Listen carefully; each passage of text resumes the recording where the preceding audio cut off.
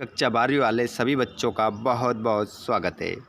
प्यारे बच्चों, अब आप लोगों का जो पेपर रहेगा 29 तारीख को रहेगा, 29 फरवरी को आपका जो पेपर रहेगा पॉलिटिकल साइंस राजनीति शास्त्र का आपका पेपर रहेगा। स्टूडेंट्स आ जाइए सभी।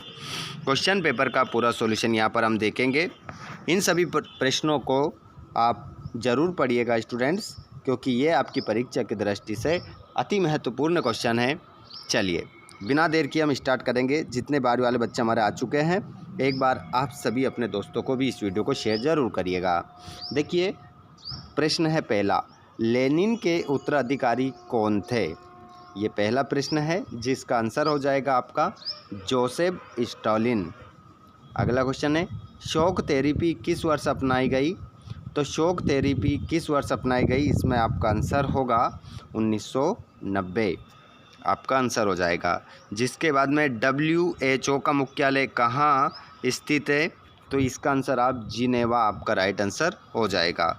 अगला क्वेश्चन है, CWC संधि पर भारत ने कब हस्ताक्षर किया है? तो इसमें आपका जो आंसर होगा वो होगा बच्चों जनवरी 1993, आपका आंसर हो जाएगा। अगला क्वेश्चन है पांचवा, क्योटो प्रोटोकॉल कब हस्तांतरित हुआ? तो इसका आंसर आपका हो जाएगा 1997। अगला प्रश्न देखेंगे, राज्य पुनर्गठन आयोग के अध्यक्ष थे? तो राज्य पुनर्गठन आयोग के जो अध्यक्ष थे उनका नाम था न्यायाधीश फजल अली। न्यायाधीश फजल अली आपका राइट आंसर होगा। अब हम देखेंगे हमारे रिक्त स्थानों की पूर्ति। यूरोपीय यूनियन की संधि किस वर्ष प्रभावी हुई? तो इसमें आपका जो आंसर होगा वो हो जाएगा 1871। 1871 आपका राइट आंसर हो जाएगा। अगला क्वेश्चन, संयुक्त राष्ट्र संघ के वर्तमान महासचिव है? तो संयुक्त राष्ट्र संघ के वर्तमान महासचिव है एंटोनियो गुटरेस। क्या लिखेंगे?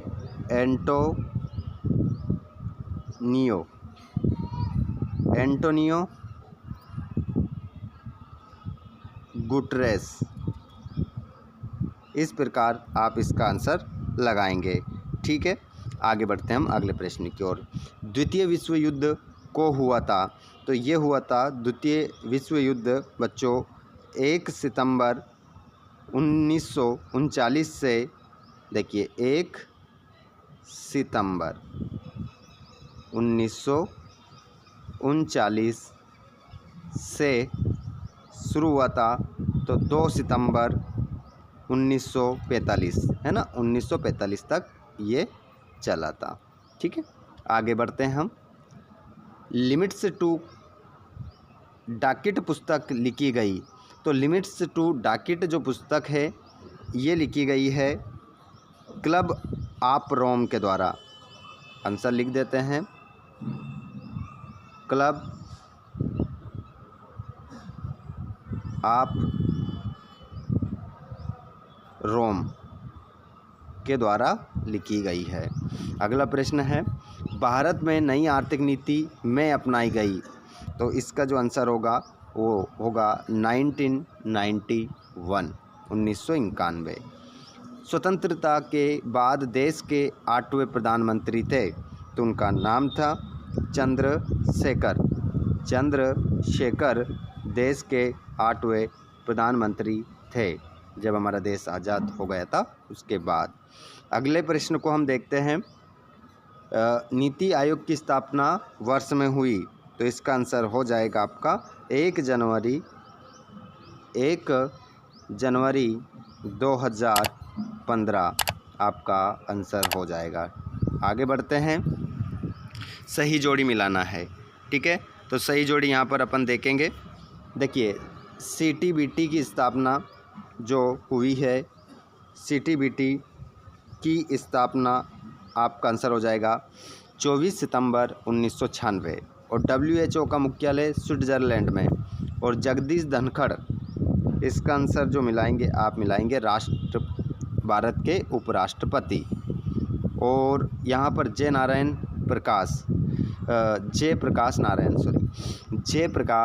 नारायण को आप जो मिलाओगे बच्चों वो मिला दोगे संपूर्ण क्रांति।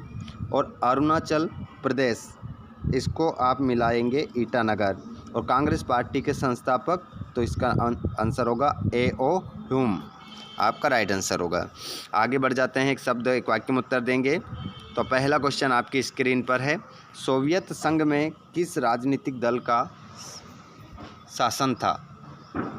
आंसर लगाइए।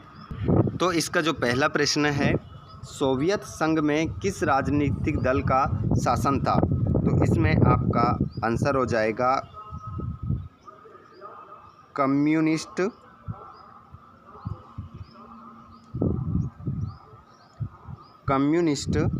पार्टी। ये पहले प्रश्न का उत्तर है। जिसके बाद में शिमला समझौता कब हुआ, तो ये हुआ 2 जुलाई 1972, आपका आंसर होगा। ग्लोबल वार्मिंग क्या है, तो इसका आंसर सुनेंगे सभी। वायुमंडल में ग्रीन हाउस गैसों मतलब मीथेन, कार्बन डाइऑक्साइड और क्लोरोफ्लोरोकार्बन पृथ्वी के बदलने के कारण पृथ्वी के औसत तापमान में होने वाली वृद्धि को ग्लोबल वार्मिंग कहते हैं। ठीक है, ये इसका आंसर है। काफ़ी बड़ा है आंसर, मैं आपको सेंड कर दूंगा टेलीग्राम पर। अगला क्वेश्चन है, हैदराबाद का प्राचीन नाम क्या था, तो इसका नाम था गोलकुंडा। हैदराबाद का प्राचीन नाम था गोलकुंडा, आपका आंसर रहेगा। आगे बढ़ते हैं, प्रथम पंचवर्षीय योजना की अवधि थी, तो इसकी जो अवधि थी बच्चों वो थी 1951 से 1956। ठीक है, 1956, 51 से 56 याद रखिएगा। भारत के प्रथम उपराष्ट्रपति कौन थे, तो उनका नाम था डॉक्टर राजेंद्र प्रसाद। ठीक है, और भारत की प्रथम मुख्यमंत्री थी, तो इसका नाम था सुचेता कृपलानी। क्या नाम था?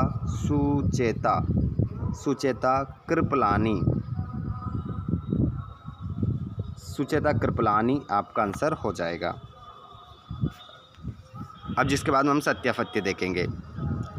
यूरोपीय संघ का मुख्यालय ब्रुसेल्स में है, तो सत्यापत्य का पहला क्वेश्चन आपका हो जाएगा सत्य। और भारत सुरक्षा परिषद का अस्थायी सदस्य है, तो इसका आंसर भी आपका सत्य होगा।